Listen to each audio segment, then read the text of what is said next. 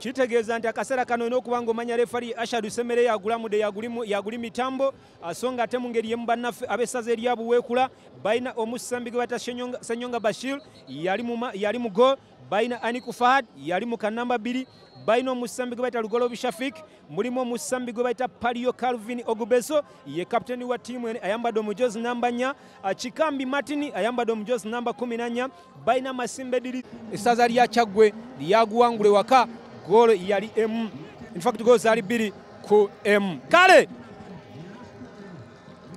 yesawa mulindwa nze Chris Kasaga boy from Lwanume bwe tugenda okuba nga tutambula n'okweyongera okuba nga ate tugulaba twagala kulaba nga yogenda okuba nga ate gutambula mbeera bweto bweri bagutomedemu ab'essaza erya Kyaggwe ne gujja wano mu bbanga baddamu okuba nga ate bagufuna kati Buweekula be balina ye Nyanzi Shafik n'agussaayo eri Lukowe Sam tena genda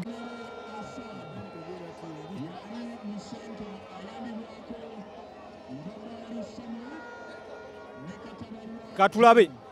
ndibagukuba yeno mu maaso gudduka nnyo nane genda bugenzi gaganga Geoffrey Boya kapiteni w'essaza erya Kyaggwe ate nga muzanyi wa ttiimu Express FC ne bamukangamu ne gujewa Atuhera Fred naye bwageza okukuba kubyo bino genda bugenzi munga kukuba Buweekula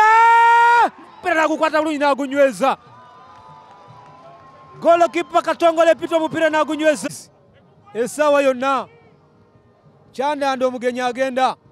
guze Luyonde Jonathan n'aguleeta anoonya asimwe Abati ayagala kumenya musajja akube ne bagujja w'ab'essaza erya Kyaggwe ekkoona lirino ne bagutomera guvaawo ne bagujjawo Buweekula kapa batwalemu emisindo owulire waliwo okufubutuka ebyasa ani agusookako Aniku Fahad yagusooseko n'agukuba ne gugenda bugenzi wabwe Dirisa Masembe ne bagumutomerako ne baguwangula badde erukowe ne bagutomera gwa mu bbanga Aniku atomera tegudde nante empewo etandise okuvuga ng'erina sayiri gyeguzza ne gujja watonye newankubadde etonyere tulina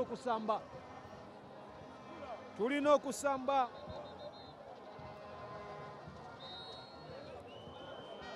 koona era nga bayise ne ambulance bwe kiba kisoboka ejje mutwale mu ddwaliro omulenzi ono gwe bayita Katongole Peter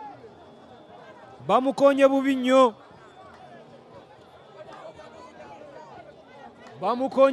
omulenzi ono gwe bayita Katongole Peter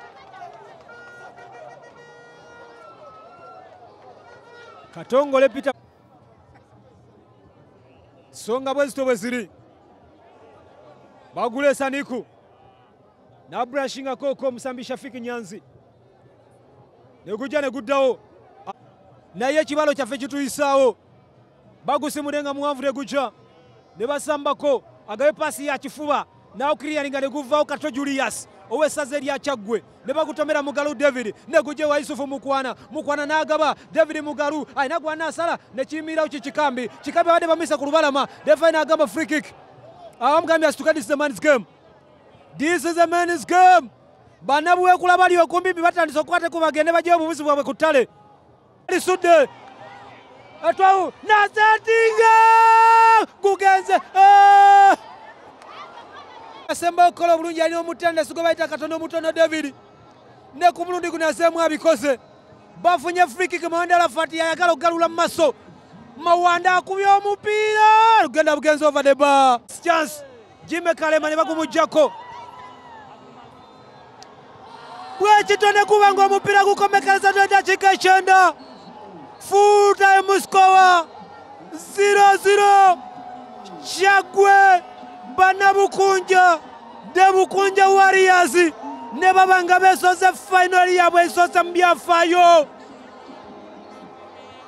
This is a memorable season.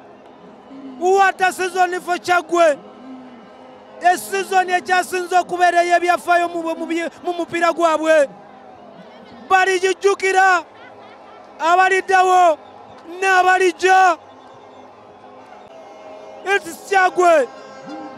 Beesoze final ng'ennaku z'omwezi zigenda kubeera 2 omwezi ogwa Novemba. Bagenda kutunka n'essaza erya Buddu.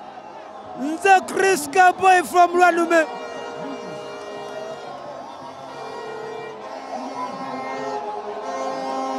Senyonga Bashir yatutte kirawo kya man of the match. What a game! Nkuza mu studio ewabogera Moses Brazilian Dabukunja Warriors, they have did it.